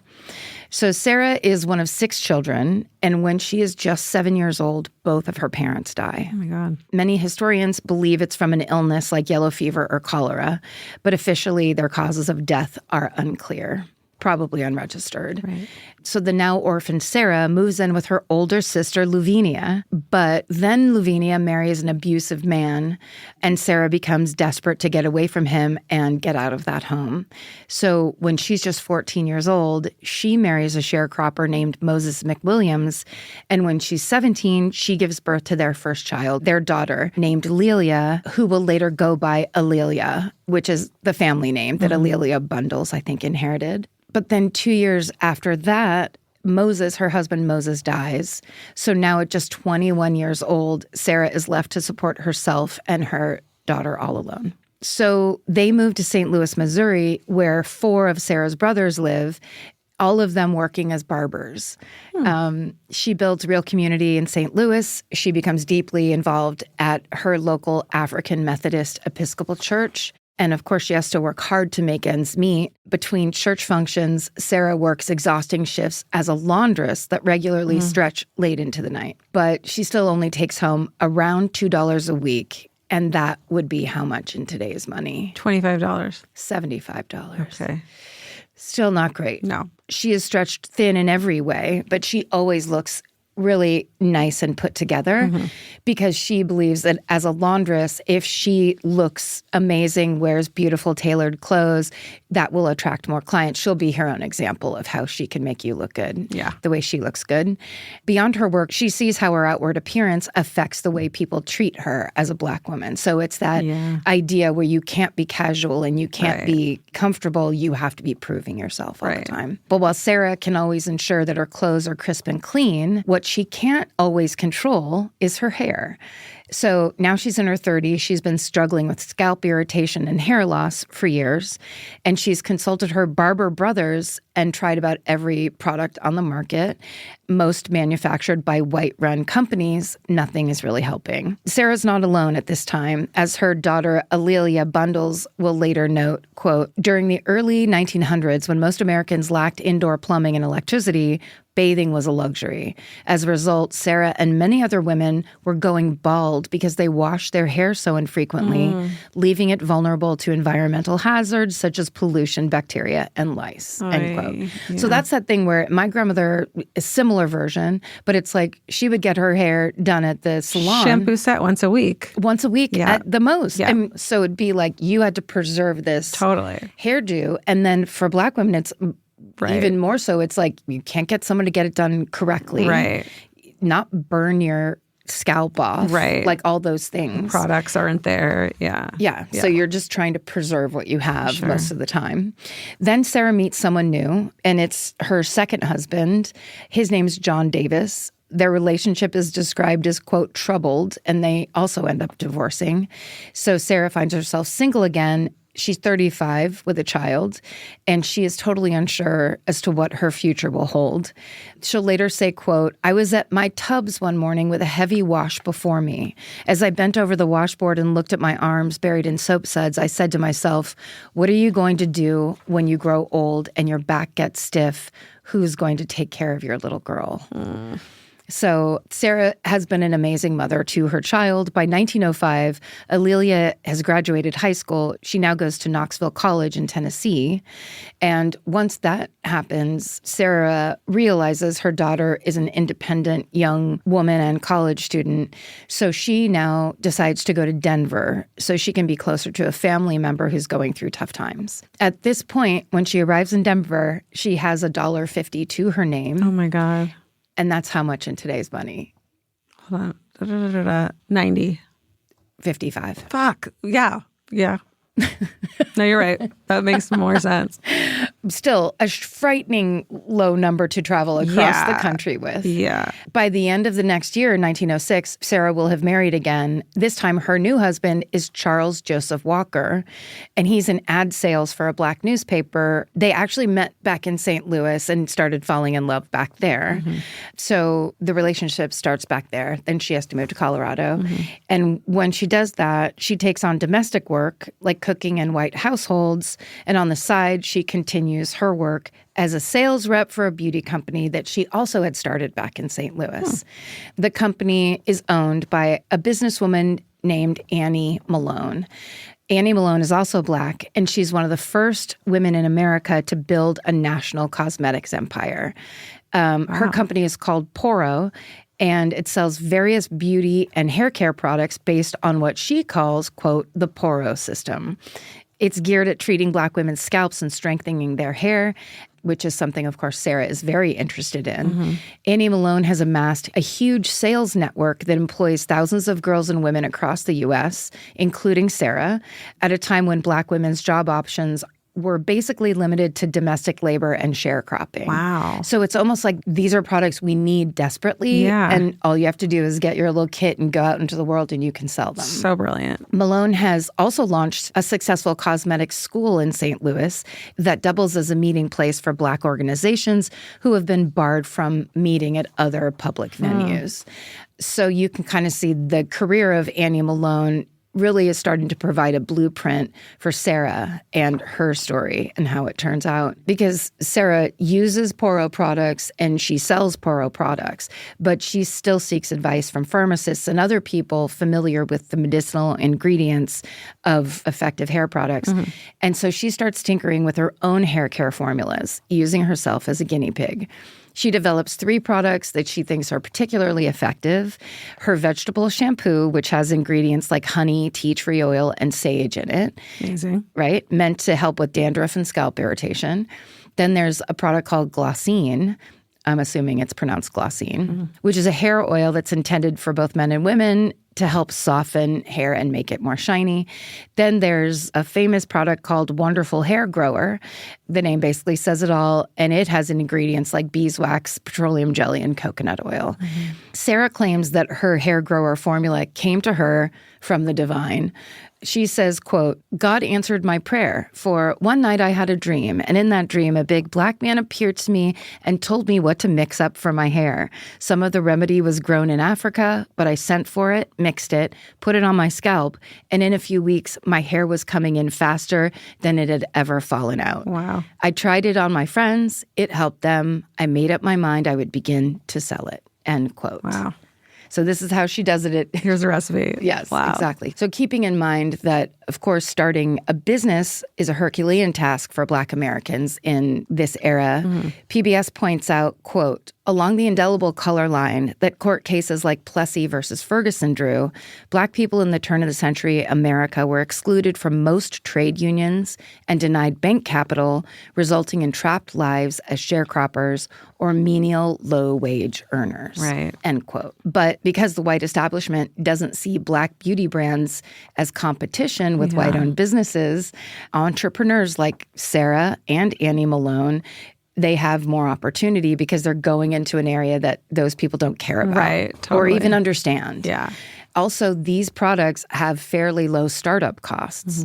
So Sarah Breedlove leaves the Poro company. She invests in her own ingredients, her own jars, and then she starts selling her own formulas herself door to door. Wow. And it's around this time that she takes her husband's last name, so she starts going by Madam C.J. Walker, and that's what she names her new business. And it not only gives her this air of French sophistication, it's also an act of resistance, because in this era, white Americans tend to dismissively refer to Black women either by diminutives like Auntie or Sally, or just by their first name. White women might be called Miss or Mrs., so basically, Sarah putting Madam C.J. Walker into her name demands respect. Yeah. Tricking the system. Yeah, right? So I'll be calling her Madam C.J. Walker from here on out. Okay. So taking a page from Annie Malone's Poro company, Madam C.J. Walker rolls out an entire hair care system for Black women. In addition to those first 3 products that I already told you about, her line also includes lotions, pomades, and combs, and it operates on the ethos that Black women should feel pride in themselves and in their appearances.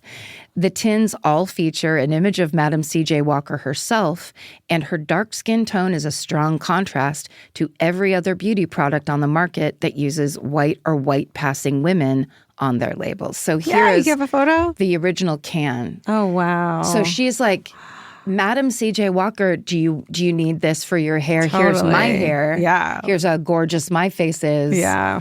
Like, how powerful would that be to just one day find that at the store? Yeah. That's incredible. Yeah. Oh, my God. So good. So before long, the Madam C.J. Walker brand is earning around $10 a week, which is worth around, do you want to do it again? I can't remember, like, the 70. $360. So she's making Wow. about $400 a week in today's money. Holy shit. And more cash always seems to be coming in. So she hits the road. She spends more than a year and a half traveling across the country to Black communities, particularly in the South, and she's demonstrating her products in churches and at community gatherings, and after knocking on countless doors. Back home, she uses her husband's expertise in advertising, and she begins posting ads in Black newspapers. Right, so smart. Right? It's said that her consistent ad dollars became the lifeblood of some of these Black publications over the years. Wow. So it's so smart. It's bring it to your community, keep the money in your community, like this is their product. Yeah. And then the white man isn't watching you, can make a nice living for yourself. Yeah, amazing. By 1908, Madam C.J. Walker has become so successful, she opens her own cosmetic school. She names it Lelia College after her daughter, and her daughter will go on to manage that school when she grows up. Madam C.J. Walker trains her beauty school students to become, quote, hair culturalists so that they can share. God, she would love TikTok today. She would fucking destroy on TikTok today. So that they can share her hair care methods throughout the country. So basically, she teaches all of the women who become her salespeople. It's one step further in that of like, you're not just salespeople. Yeah. You're hair culturalists. Yeah. You're going to help them get their hair back. I love it. Within a few years of that, Madam Walker opens her own factory, complete with a second cosmetic school and a beauty salon inside it. So this is going. It's a time of incredible growth for Madam C.J. Walker and her business. Sadly, not for her personal life. She ends up divorcing her third husband, Charles Joseph Walker, over, quote, business differences. What she does is she keeps his last name, though, because she's not changing that for this. Even though she's become an overwhelming success in business in just a couple years, Madam C.J. Walker is not getting the recognition she deserves from the male-dominated Black business establishment. This includes famed educator and advocate Booker T. Washington, who's the head of what's known then as the National Negro Business League. It's now been renamed the National Business League. But at the time, it connected Black entrepreneurs across the country, aiming to support them and Black businesses. So the people of Madam C.J. Walker's era have a stigma against Black beauty brands. They're largely run by women. Right. The stigma is that it puts undue focus on appearance at a time when real bodily violence is regularly being waged on Black Americans. Also, the criticism is that they're selling products that push white beauty standards. Right. But when this accusation comes up, Madam C.J. Walker consistently pushes back on this idea that her products are somehow helping Black women assimilate into the white status quo. She was once quoted as saying, quote, "Let me correct the erroneous impression held by some that I claim to straighten hair. I deplore such an impression because I have always held myself out as a hair culturalist. I grow hair." Wow. She doesn't straighten hair. Yeah. She grows it. End quote. As the official website for the Madam C.J. Walker estate notes, there is a persistent falsehood that she invented straightening combs and chemical perms. She did not. The undeniable fact is that by 1912, Madam C.J. Walker is employing around 1,600 salespeople and generating about $4,000 a month, which is more than $130,000 a month in today's money. Holy shit. She is a business powerhouse who's always working to expand her operation, even spending time in Central American and Caribbean nations. We were just there in a Caribbean nation. And yet none of that even gets her a mention at the 1912 National Business League Convention. Sure. And you better believe she is there in the audience. And she's so frustrated, she stands up and addresses Booker T. Washington directly in front of everyone, saying, quote, "Surely you are not going to shut the door in my face. I'm a woman who started a business 7 years ago with only $1.50. I went into a business that is despised, that is criticized, and talked about by everybody, the business of growing hair. I've been trying to get before you business people to tell you what I'm doing. I'm a woman who came from the cotton fields of the South. From there, I was promoted to the wash tub. Then I was promoted to the cook kitchen. And from there, I promoted myself into the business of manufacturing hair goods and preparations. My object in life is not simply to make money for myself or to spend it on myself. I love to use a part of what I make in trying to help others."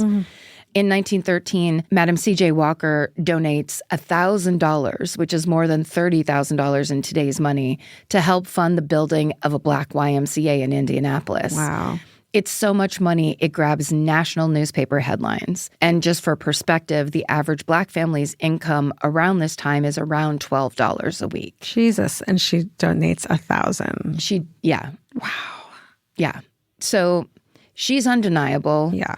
And God, how frustrating for her that yeah, it's like, oh, you do that thing. Right. Which is what culture does to women. Yeah. You do something, you're successful. Well, that's immoral. You shouldn't do that. Right. That's bad. Yeah. Vocal fry. Yeah. We've all right. You land in the winner's circle and they figure out all the ways to push you out. Yep. You don't know what I'm talking about. You have no experience like this. What do you mean? What in the world could you mean? But the good news is Booker T. Washington did take her seriously. And so he invites her to the next year's 1913 National Business League convention. And he invites her to address attendees who come. And he also comes to Indianapolis for the YMCA's dedication ceremony. Wow. It's reported that Madam Walker sends her chauffeur to pick him up from the train station. Yes. And she has him stay at her home as a guest. Amazing. So she's going to show him exactly how successful she is. Little baller. Right? Love this woman. Yeah. Like where she got this spirit. Yeah. And it, like, clearly it's like her parents were people that are like, we'll do it ourselves. Yeah. We'll go and do it then. Incredible. And her brothers, 4 barbers. Yeah. Like chutzpah. Yeah. So by 1916, when she's around 49 years old, Madam C.J. Walker has grown a national network of around 40,000 salespeople. Oh, my God. She begins organizing them into regional chapters who meet annually at their own conventions. The inaugural Madam C.J. Walker Hair Culturalists Union of America convention is held in 1917. Oh, my God. So in 1912, they try to push her out. And within 4 years, she's got her own fucking convention, is how she does it. Wow. And it's one of the first national businesswomen conferences in American history. Jesus. Separate from skin color. Madam C.J. Walker uses that meeting to celebrate and reward her employees for their hard work. It's said that she is widely considered to be a wonderful boss. Wow. But this beauty convention is also expressly political. Now, the summer of 1917 is remembered as a particularly violent period with many incidents of horrific racist brutality at the hands of white mobs. It's only 4 years later that the burning of Black Wall Street happened, which we talk about on this show, right? Which is a horrible example of one of those moments. Okay, so at the 1917 convention, Madam C.J. Walker tells her employees, quote, "This is the greatest country under the sun, but we must not let our love of our country, our patriotic loyalty, cause us to abate one whit in our protest against wrong and injustice," end quote. That same summer, Madam C.J. Walker is among the organizers of a march down New York City's Fifth Avenue protesting racial violence. Wow. Many of her employees participate. Meanwhile, her net worth is ballooning and etching her into history as one of the very first self-made female millionaires ever. Holy fucking shit. How do we not know about this? I don't know. Why isn't that name a household name? Wow. Madam C.J. Walker buys beautiful homes in several cities. She begins building an impressive 35-room, 3-story mansion in Irvington-on-Hudson, New York. Oh, yeah. 20 miles north of the city in Westchester County. Oh, my God.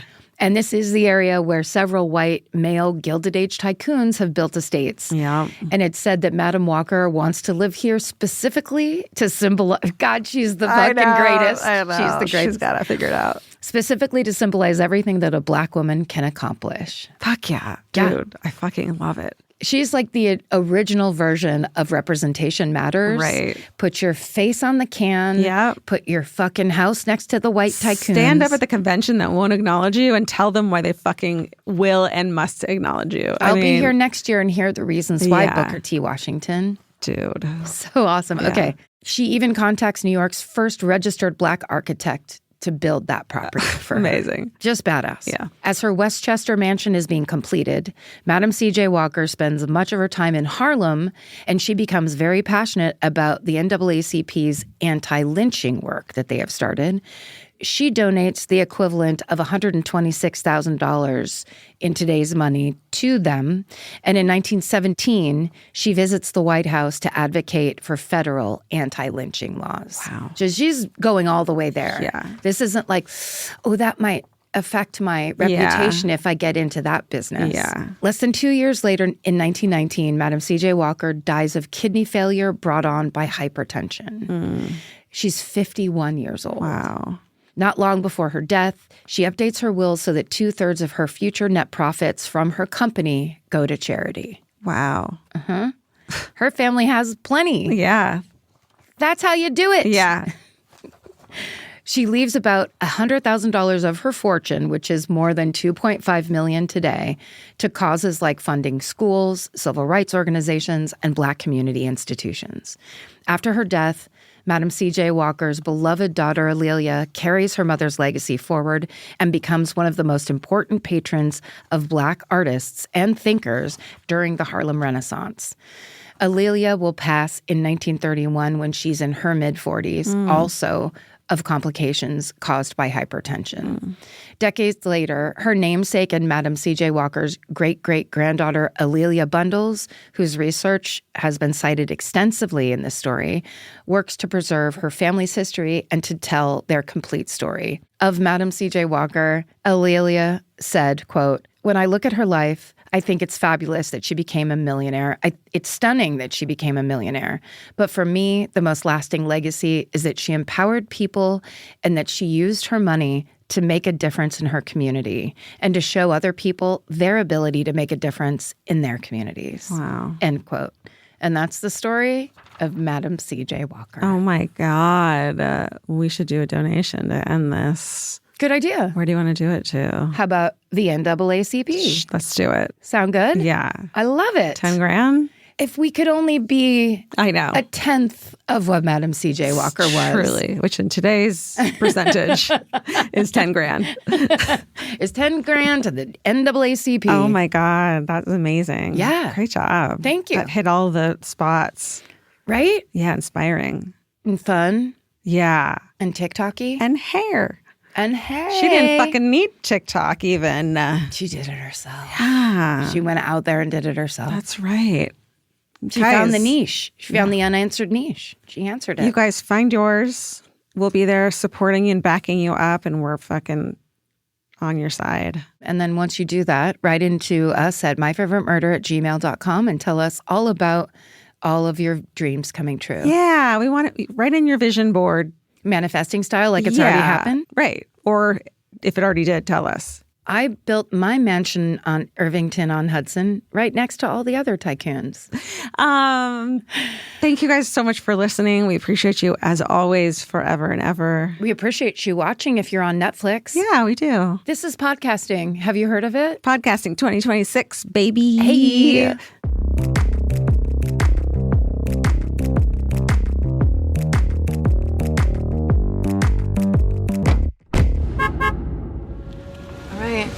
Go. This is really going to be a true honking hooray. Yeah, definitely. Because you love to honk the horn. I do.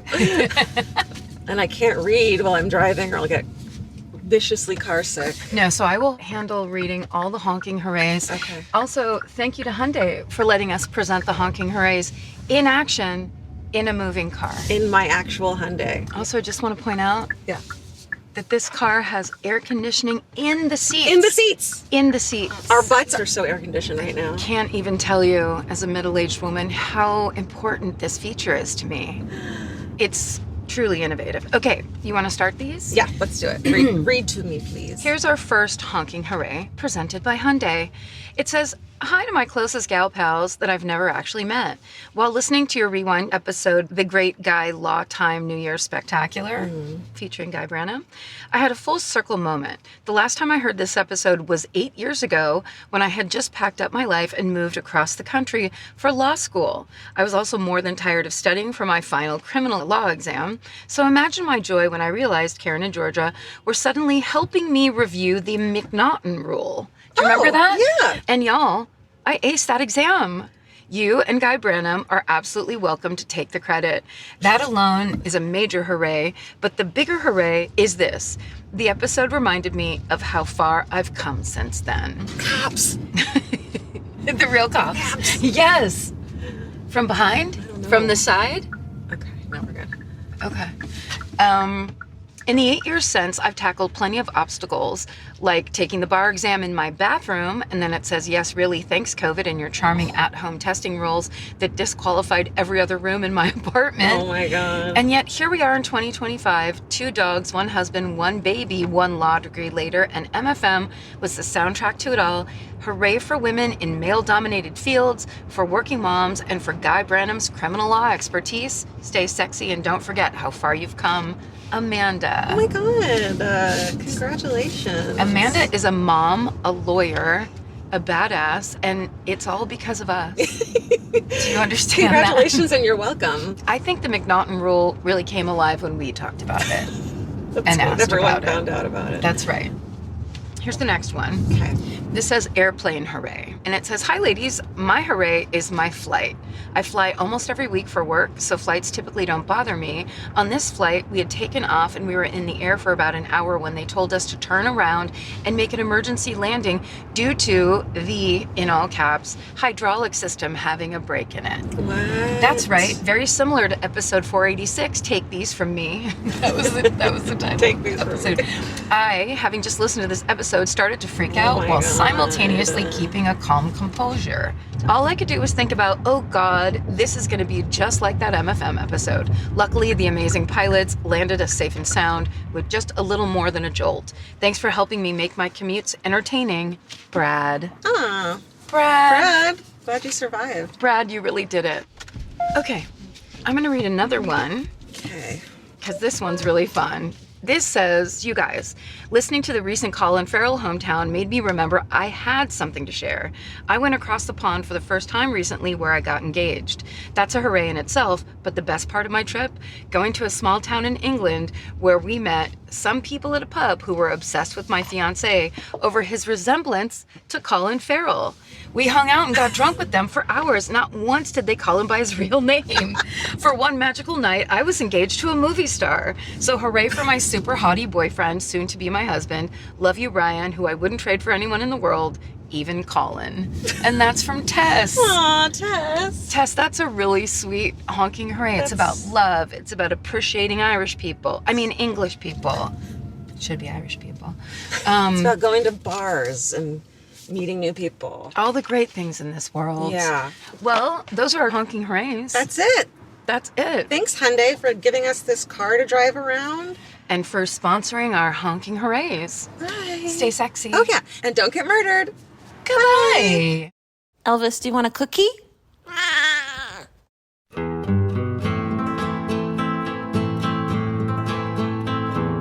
This has been an Exactly Right production. Our senior producer is Molly Smith, and our associate producer is Tessa Hughes. Our editor is Aristotle Acevedo. This episode was mixed by Liana Squilacci. Our researchers are Maren McGlashan and Ali Elkin. Email your hometowns to myfavoritemurder@gmail.com. And follow the show on Instagram at myfavoritemurder. Listen to My Favorite Murder on the iHeartRadio app, Apple Podcasts, or wherever you get your podcasts. And now you can watch My Favorite Murder on Netflix. And when you're there, hit the double thumbs up and the remind me buttons. That's the best way you can support our show. Goodbye.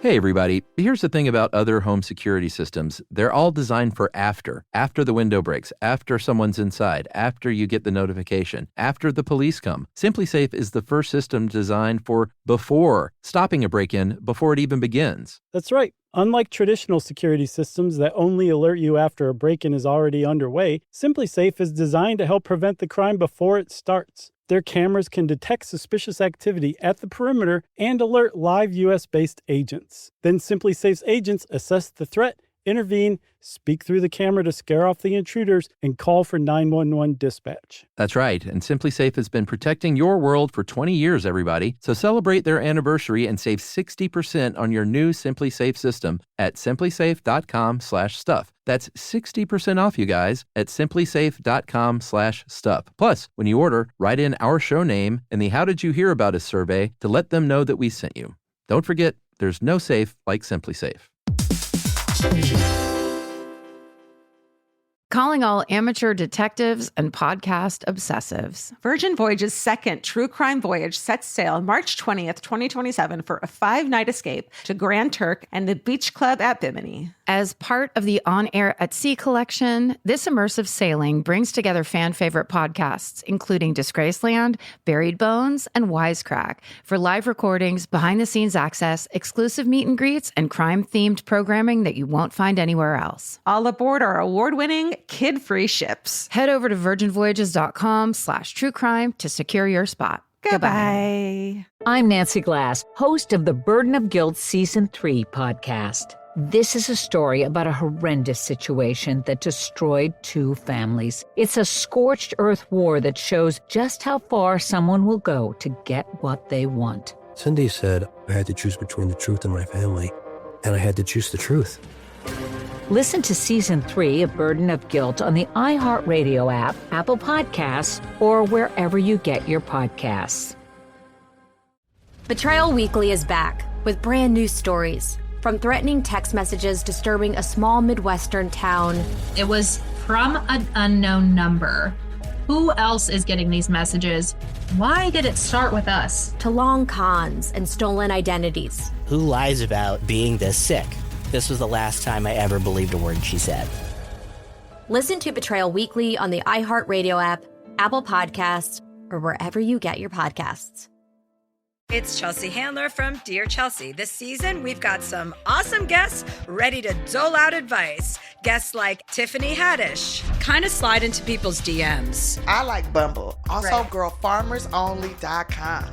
Like estate sales, funerals, auctions are usually good. There's a lot of good men there. Grocery stores near gyms. Darcy Carden, Sherry O'Terry, Anna Ferris, Dave Franco, Madeline Klein, Adam Scott, T.S. Madison, and more. Listen to Dear Chelsea on the iHeartRadio app, Apple Podcasts, or wherever you get your podcasts.